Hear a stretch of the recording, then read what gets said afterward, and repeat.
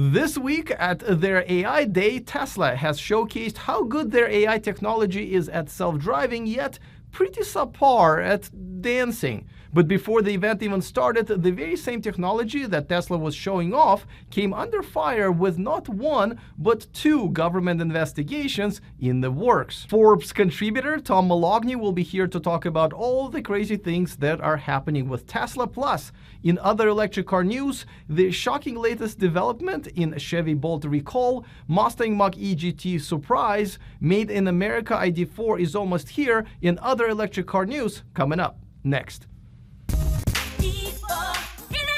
Welcome to E4 Electric. Don't forget to click on that subscribe button and the bell notification icon so you don't miss all of this exciting electric car news moving forward. Tesla had its highly anticipated AI Day earlier this week, showcasing its latest achievements in self-driving technology, the industry fastest AI chip for the supercomputer, and a really cool Halloween costume. Very much like Tesla's self-driving technology itself, the event started much later than promised. It mainly concentrated on a lot of in-depth and sophisticated information until Elon has introduced the new product, the Tesla robot. Well, someone dressed like one. By the way, who do you think was inside the costume? Let me know in the comment section, but my money is on Grimes. The humanoid bot is actually my height, 5'8", so it might have trouble getting dates, but I'm sure it'll be fine. Everyone's the same height in the Roadster. It will weigh 125 pounds, be able to lift up to 150, will walk at the pace of 5 miles per hour, and will have a screen on its face. It will also be designed so it could be outran and overpowered by a human, in case if those robots will decide to take over the world, and I'm not really sure if Will Smith is in the same shape to save all of us this time around. A weird-looking bot that can be outran and overpowered by people? Don't we already have one? And this one can't really dance either. The robot will use the same computer chip and navigate with 8 cameras, just like Tesla's vehicles. It will do boring and repetitive tasks that humans don't really want to do anymore, like cleaning up your house, walking your kid's dog, or providing excellent Tesla customer support. That one nobody wants to do anymore. Elon promised that the robot prototype will be unveiled as soon as next year. I should mention, though, that many other companies have been working on humanoid bots with some impressive results, like Sophia, a human-like robot, or Atlas, who apparently has better coordination than whoever was in that Tesla bot costume, or this one who can do things. Well, let me just say that this is the only footage we could show you without having to blur the hell out of the rest of the video. However, the AI Day was not the only game in town as far as what's coming for Tesla's self-driving technology is concerned. Yes, AI Day had some competition, and I will tell you all about it in just a second, but before that, a quick reminder that this video is brought to you by the Volkswagen ID4 EV, which I am now a proud owner of. Some cool features I enjoy are gesture and haptic controls, as well as wireless app connect with Android Auto and Apple CarPlay for compatible phones. Plus, it also comes with 3 years of unlimited charging at Electrify America DC fast chargers. See if you will love the ID4 as much as I do by exploring the link in the description of this video. So, even before the AI Day, NHTSA already had plans for it that did not particularly include any costumes, but it did include launching an investigation into 11 crashes involving emergency first responder vehicles that have resulted in 17 injuries and 1 death over the last several years. All incidents included Teslas with Autopilot engaged. But I'm not really sure what is there to investigate, NHTSA, and why are you doing it now? I can easily tell you exactly what happened. A bunch of people bought a Tesla, used them improperly by not paying attention when they should have, and smashed into a bunch of fire trucks and ambulances. The end. Investigation complete. Also, let's be very clear, Tesla is one of the few automakers out there who's even trying to advance this technology. For example, GM's Super Cruise is at the embarrassingly early stage, and as you can see from this footage, trying to run me into other cars or the freeway divider in a short time I was brave enough to spend with it. The only other car brands with somewhat impressive self-driving technology are Chinese EV startups like XPeng Motors and NIO, and they are not perfect either. Just a few days ago, on August 12th, a NIO ES8 was involved in a crash while its self-driving assistant Autopilot was engaged, where unfortunately the driver did not survive the crash. On the other side, I should also mention that a well-known Tesla hacker Green has confirmed, based on the AI Day presentation, that Tesla's vision-only technology is still not as good as the radar-included version. Some of the evidence of that can also be found in the IIHS testing results, outlining that a radar version of the Tesla software does much better with avoiding hitting pedestrians. No matter how annoying they look riding their scooters and posting on Instagram, I know it's tempting, but don't do it. But much like with the AI Day, there was one more thing to unveil. Two Democratic senators, Richard Blumenthal and Ed Markey, have unveiled a letter calling on FTC to launch an investigation into Tesla's Autopilot and full self-driving features, but not the technology itself, but the naming convention, claiming that the names Autopilot and the full self-driving package are misleading and fall into the category of false advertisement. You mean to tell me that when I say that the car has full self-driving capabilities, it has to be able to drive itself fully? You, my friend, are out of line. I'm gonna call my robot over here to kick your butt, so you better run or walk somewhat fast.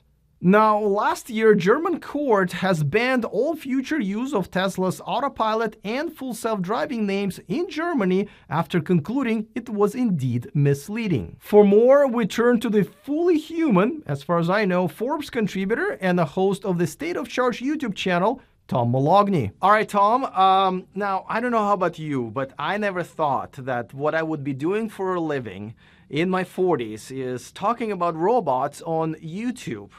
But here we are. And, you know, as you probably know, when Elon says something crazy, he either just does it and changes the world or doesn't because it's too crazy. So which one do we have on our hands right now?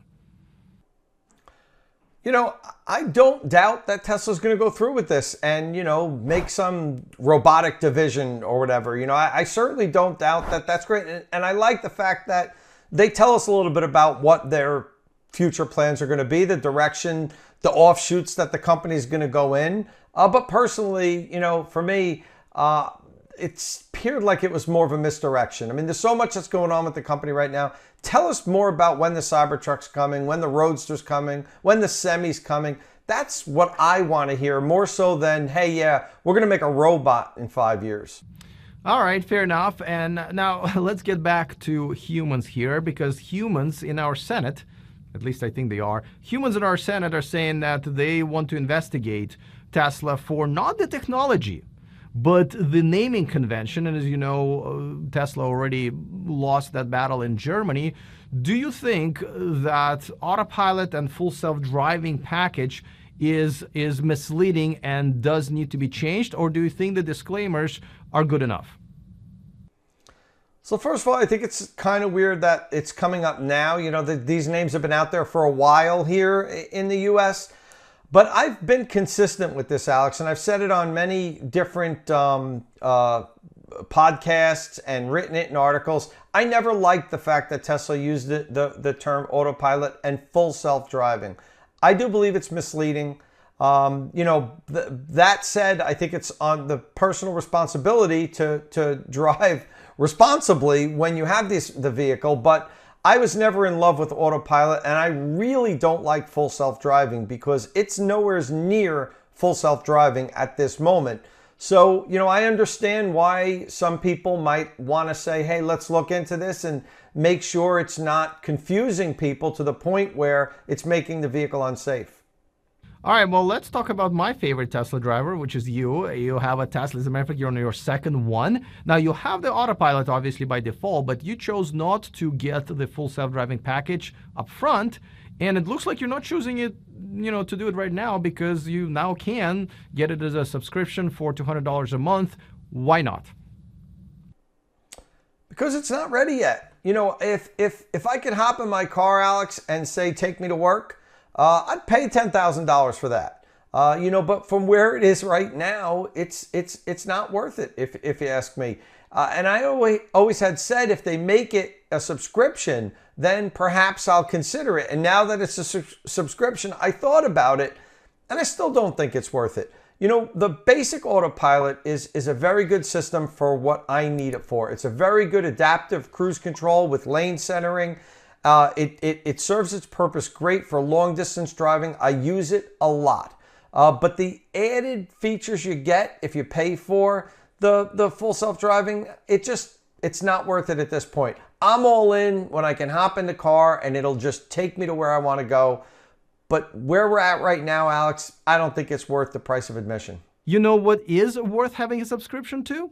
Tom's YouTube channel. I put a link to it in the description of this video. Chevy is expanding its already massive recall of their flammable bolts from the 2017, 18, and the 19 models all the way to, well, all of them ever made, including their refreshed models sitting at their dealer lots right now. The original recall was for almost 70,000 bolts, but it will now pretty much double that number. Chevy will be replacing the LG Chem batteries in all units, which will cost the brand over $1 billion. Each battery pack will take about 13 or more hours to replace and will cost over $11,000 per each car. Chevy is claiming that the LG Chem cells had not one but two manufacturing defects: a torn anode tab and a folded separator. Really, Chevy? You've never bothered checking what's inside of those packets you've been receiving from overseas and putting into your products?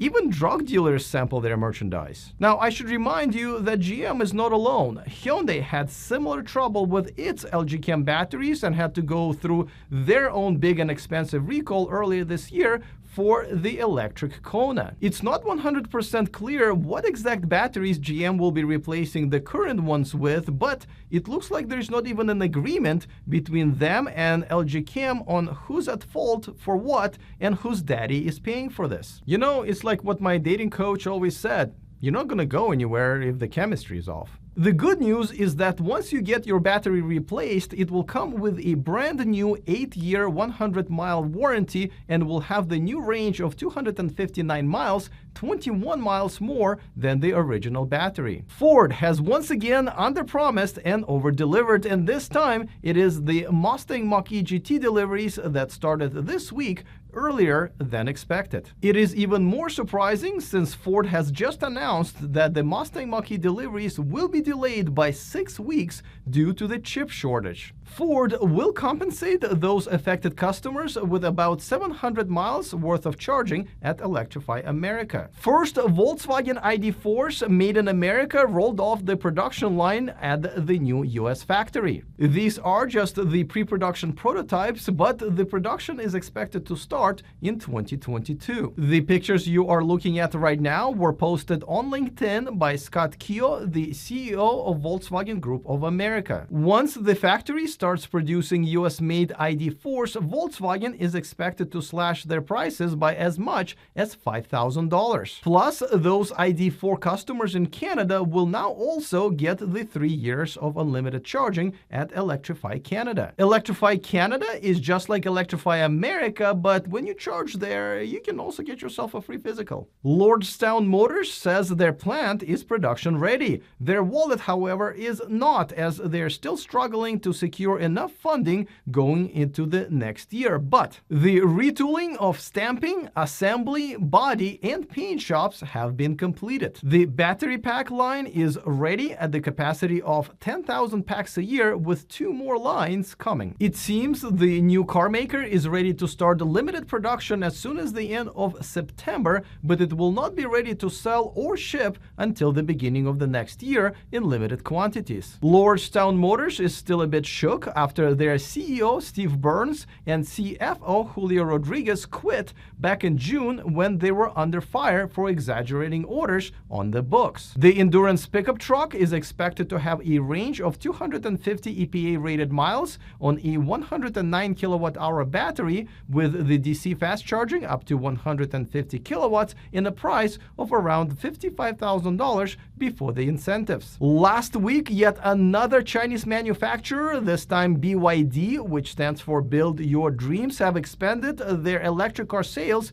to Europe with their launch of the BYD Tang all-electric SUV in Norway. BYD is planning to sell 1,500 of those babies by the end of the year. Then, at some point, the Tang will be joined by the all-electric BYD Han. Not many people know this, but BYD has already sold over 1 million electric and plug-in hybrid electric cars, mainly in China. BYD also sells electric buses, including here in the United States, made in California. I learned that when I had a tour of their factory and experienced how a new electric bus is born. You see, when two buses love each other very, very much, the company claims to be the only electric vehicle manufacturer in the world to produce its own powertrain, batteries, motors, and other crucial components, making it one of the most vertically integrated companies out there, even more so than Tesla. As always, don't forget to click on that subscribe button, but most importantly, don't forget to come back and hang out with me live every Tuesday at 1 p.m. Pacific time when I answer all of your questions. Most of your questions live. All right, looking forward to all of your comments. Other than that, see you guys next time, and remember to stay charged.